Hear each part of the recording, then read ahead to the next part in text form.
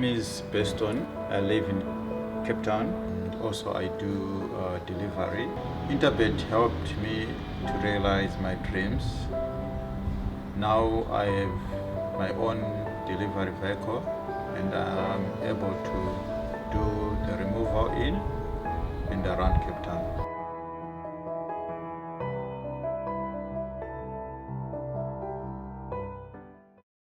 Race number 9 on the day, which is the final race on this 9-race program, Daily News 2000 day. 1200 meters the distance for the final event on the day, 25 past for the time that you need to get involved in your bets. It is a fillies and mares 74 handicap. Before I get into race number 9, interview for you, and let's listen up to what the trainers had to say about their respective runners. Yeah, look, Rattlebag coming back from a rest. It's just more gallop than a race. Get her back and going. She had a slight injury after her last one. So yeah, she'll be running on nicely at the end, but I don't think with a short straight, I wouldn't put her in. Yeah, Shanti saw basically the same thing. She needed her last run. She needs a lot further. We're just trying to get her racing fit by giving her a couple of races.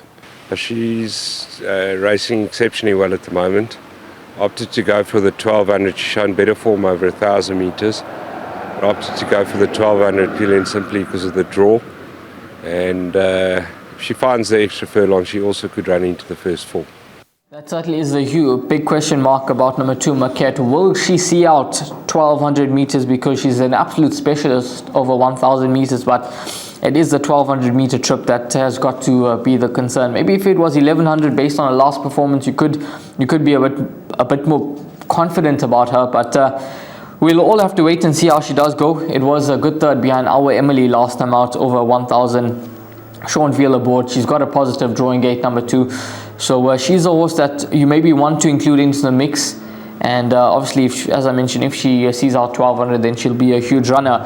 Race number 9, there's a few horses that I'm going to be playing around in the 9th race on the day. I think the roughie in the race is number 3, Mystic Angel. Now, I went for this filly last time out, and she ran a disappointing race back in 8th position, beaten 5 lengths behind Dance My Lord. But when we have a look at her pedigree, I think that it's a smart move by Gareth Van Zyl to drop her in trip and bring her back to the 1200 meters. She's only tried the distance once before, and that was on debut when she met winners, beaten behind Totally Rocks, beaten 6 lengths on that occasion. She's dropped from a 79 down to a 66. She's got a good draw. She possesses gate speed, so I think she's going to be right up there. And over 1200 meters, I think she's going to be a serious contender. She's at around 14-1 in the market. I'm going to make her my each way play in the race, and I think she'll run a nice race, a much better run than she did last time out. Number 4, Imbewu, I'm going to be including her once again. She was disappointing last time out. She had the race at her mercy in terms of the conditions of the race, but she just didn't put her hand up, and she was comfortably beaten behind Bright Star, who was one of the outsiders on the day to come through and win that event. She has dropped 3 points further in the ratings. She comes in with 58.5 kgs on the back. I think she'll be competitive in this lineup. I think maybe it's just based on the fact that last time out Polytrack, maybe she wasn't quite suited to the Polytrack, and maybe the turf could just be the move, the key move with this filly. So Imbewu 8-1, I think she'll run a nice race. Whether she's going to be good enough to win over 1200, I'm not sure, but I think she'll be right there. And then horse number 10, Palm Breeze. Now she's obviously in a lot more better form now. Consistent form, 3rd, 2nd in her last 2 starts. No issue with the distance whatsoever. Tristan got on the board. He gets on well with this filly, so I think she'll run a nice race from a deep draw. And your favorite is Shanta's Pride. She's priced up at 4-1, but it's got to be a huge question mark, the respiratory noises with this filly. She goes over 1200 meters. She has won over the distance, but this is quite a competitive event. I think it's a stronger race than she did meet last time out. Shafolia has come through to run a good 2nd behind Stable Companion, I think it was, La Pura Vida. but let's see how Shanta's Pride does go. I think she's got a few horses to fear. Each way playing the race for me, number 3, Mystic Angel.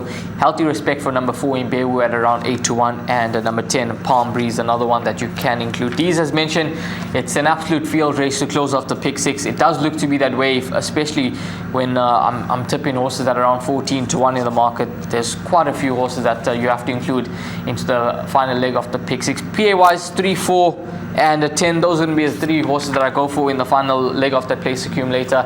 It's an interesting card, guys. It's quality racing on offer.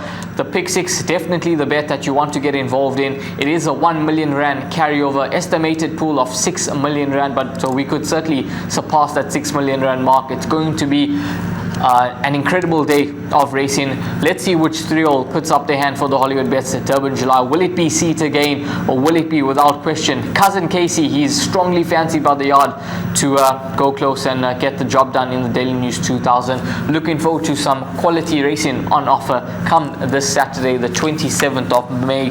Hopefully Deezer and myself have managed to guide you in the right direction. All the best to you as the viewer, the punter, come Saturday, and hopefully you find yourself in the winner's queue after race number 9.